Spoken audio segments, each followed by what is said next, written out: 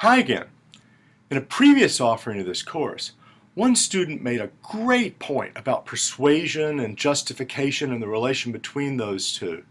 She did it in an argument that she presented for the entire class, and I think we can all learn by listening to her.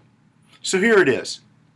Strong Arguments Don't Always Persuade Everyone by Jessica Hyde from the United Kingdom. It's not enough for an argument to be strong, valid, and sound to be persuasive. You can have an argument for which every premise is genuinely true and where every conceivable flaw in the argument is negated and still not have it be persuasive.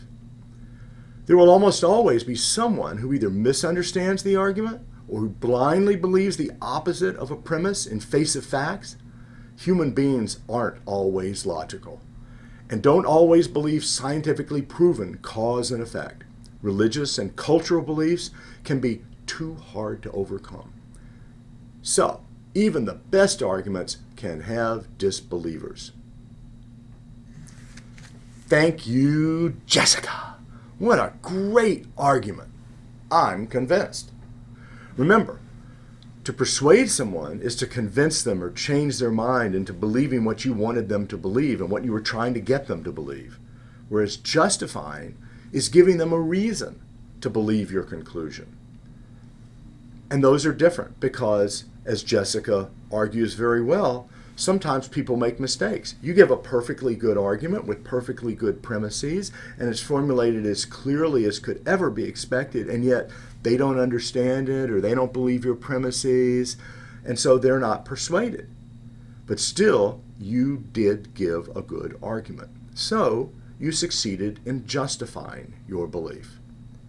But was it a good argument if you were trying to persuade them? Well, maybe not. If your purpose was to persuade them, then it might matter to you that you didn't persuade them. Whereas if your purpose was to justify the conclusion, to give a reason to believe it, then you did succeed in that purpose. So whether you see it as a good argument or not is going to depend a lot on what your purpose is. As Jessica points out, sometimes you're going to want to persuade, and it's not always going to be easy to turn an argument that justifies and gives a good reason into one that persuades. That is going to depend on making sure that they do accept your premises and that they do understand your arguments. And that's yet another trick that we haven't discussed perhaps as much as we should have. And we learn another lesson from one of the student comments on Jessica's argument. Here it is. From Judith. I think Jessica has opened a very interesting discussion with her argument. Thank you, Jessica. I appreciate that. We do too. What I'm learning is the purpose of an argument is to state with clarity and some degree of certainty an opinion or point of view. A valid, strong, and sound argument in and of itself may never persuade or convert anyone to adopt a different way of thinking. So what? What a strong argument does is communicate clearly what one thinks and why they think it. So I guess the benchmark of success for many arguments is not complete persuasion, but is how clearly one is understood. If someone's intent is to blindly refute everything, that's not an intellectually honest engagement. I've found that in constructing better, more thoughtful arguments, people may not agree with me, but they're far more considerate of what I have to say. And by using much of what we're learning, I'm listening much more intently to other views. Yes, Jessica, many things do defy logic. We just keep trying to do our best. Thank you, Judith. What a great point. Because what you've done is you've shown us that there are other goals of arguments in addition to persuasion and justification. The one you mentioned was understanding. Sometimes the point of an argument is not to bring other people over to your point of view, but just to make them understand why you hold the position that you do. You're trying to show them your reasons, even if you know that those reasons are not reasons that they themselves are going to accept. Well, why would you want to do that? As you say, because it makes them more considerate of what you believe and of you.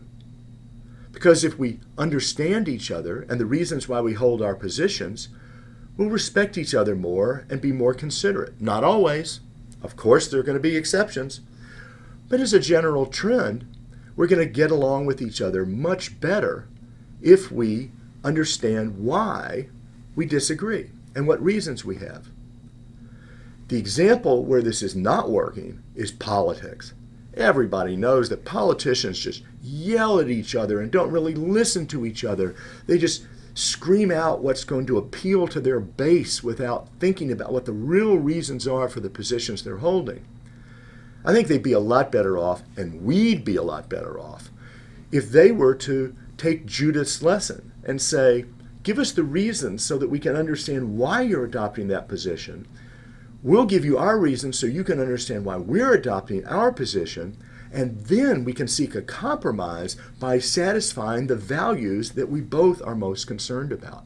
And arguments can play a role then in helping us cooperate with each other and live with each other and compromise on the very important issues that we all face.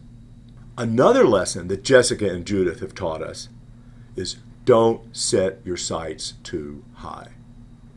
If your goal is to persuade everybody, you're going to be constantly frustrated because there are always going to be people out there who don't understand your argument or who understand it but are obstinate and refuse to accept your premise no matter how well you argue for it.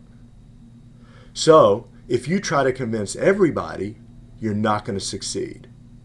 So give it up. You can't convince or persuade everyone. Still, you can accomplish a lot. You can help them understand you. You can come to understand them.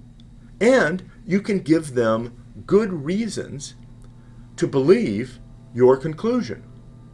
Well, that's a lot. And that can be very important, even if they're not persuaded.